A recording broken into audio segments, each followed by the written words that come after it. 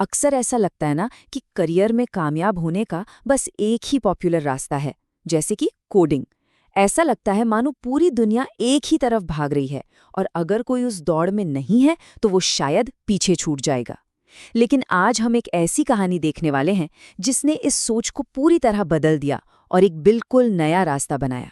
ये सवाल ना सिर्फ एक सवाल नहीं है, बल्कि बहुत से लोगों के मन की उलझन है। जब दोस्त, परिवार, समाज सब एक ही सेफ रास्ते की तरफ इशारा करें, तो क्या उस भीड़ से अलग हटने की हिम्मत करना सही है? क्या ये मुमकिन भी है कि अपनी एक अलग राह बनाई जाए? और इसी सवाल का जवाब हमें मिलता है धैर्य गंगानी की कहानी से।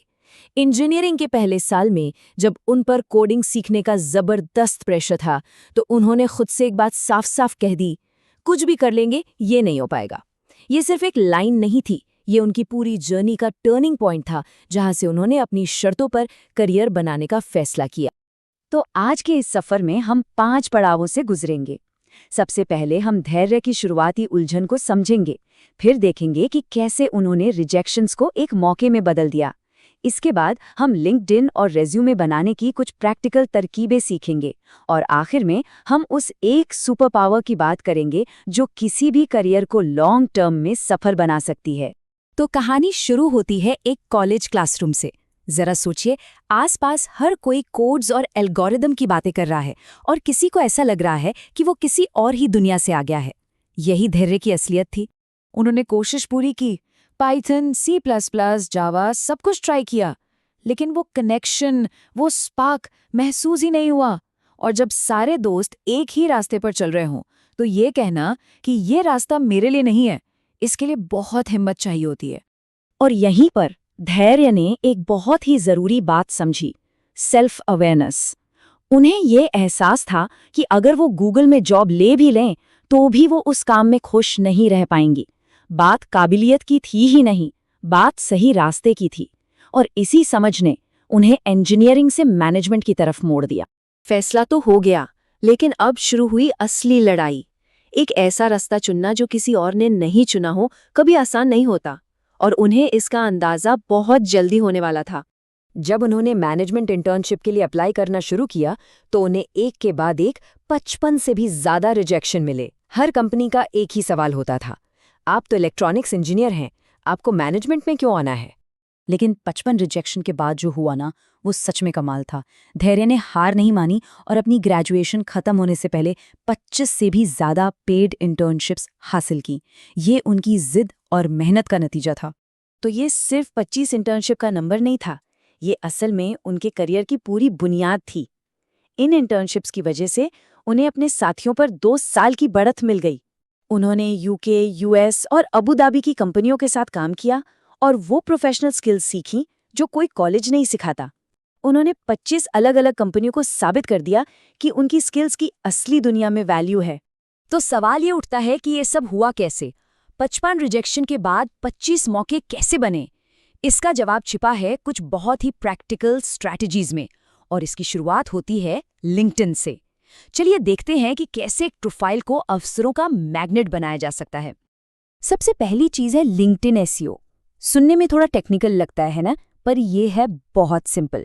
इसका सीधा सा मतलब है अपनी प्रोफाइल में वो सही शब्द डालना जिन्हें रिक्रूटर किसी कैंडिडेट को ढूंढते समय सर्च करते हैं, ताकि जब वो खोजें तो आपकी प्रोफाइल उन्हें सबसे पहले दिखाई दे।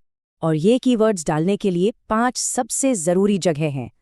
आपकी हेडलाइन आपका पहला इंप्रेशन है, बैनर आपकी एक ब्रांड पहचान बनाता है, अबाउट सेक्शन आपकी कहानी बताता है, और स्किल्स और एक्सपीरियंस सेक्शन आपके काम का सबूत देते हैं। इन जगहों पर सही कीवर्ड्स डालने से लिंक्डइन का एल्गोरिदम आपको सही लोगों तक पहुंचाएगा। और जब किसी से कनेक्ट करना हो तो सीधे सीधे नौकरी मांगने की गलती कभी ना करें। इसके बजाय एक पर्सनल मैसेज भेजें, उनके काम की तारीफ करें और उनसे कुछ सीखने की इच्छा दिखाएं। रिश्ता बनाने पर फोकस करें, सिर्फ मांगने पर नहीं। अच्छा, लिंक्डइन पर कनेक्शन बन गए, अब बारी आती है रेज्यूमे की। लेकिन एक मिनट, क्या हमारा रेज्यूमे रिक्रूटर तक पहुंच भी रहा है? आइए समझते हैं कि एक ऐसा रेज्यूमे कैसे बनाया जाए जो एप्लीकेशन ट्रैकिंग सिस्टम यानी ATS नाम के डिजिटल गेटकीपर को पार कर सके। सबसे बड़ा मिथक कि रेज्यूमे बस एक पेज का होना चाहिए। जी नहीं, अगर किसी के पास 5 साल तक का एक्सपीरियंस है तो 2 पेज का रेज्यूमे बिल्कुल ठीक है। असली गलती 2 पेज से ज्यादा लंबा बनाना है। रेज्यूमे का ऑर्डर भी बहुत मायने रखता है। सबसे ऊपर क्या होना चाहिए? हमेशा एक्सपीरियंस, क्योंकि कंपनियां सबसे पहले ये जानना चाहती हैं कि आपने असल में काम क्या किया है।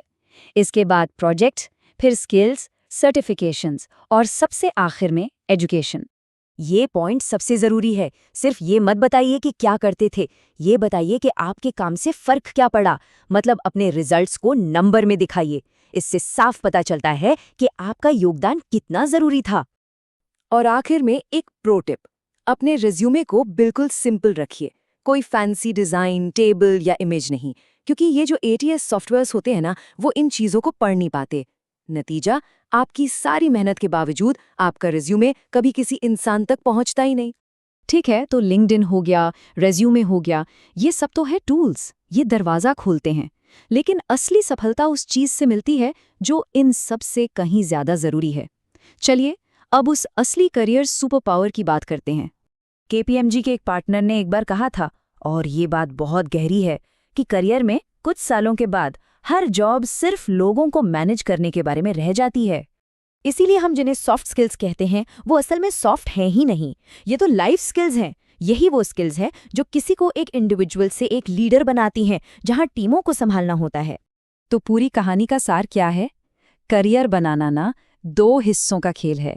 पहला है अंदर का काम, खुद को जानना, अपनी ताकत को पहचानना और अपना रास्ता चुनना। और दूसरा है बाहर का काम, लिंक्डइन और रेज्यूमे जैसे सही औजारों से दुनिया को ये दिखाना कि आप क्या कर सकते हैं। तो आखिर में ये सवाल खुद से पूछने वाला है। हम सब अपनी स्किल्स तो जानते हैं, उन्हें रेज्यूमे पर लिख भी सकते हैं, लेकिन क्या हमें वो रास्ता पता है जो सिर्फ हमारे लिए बना है?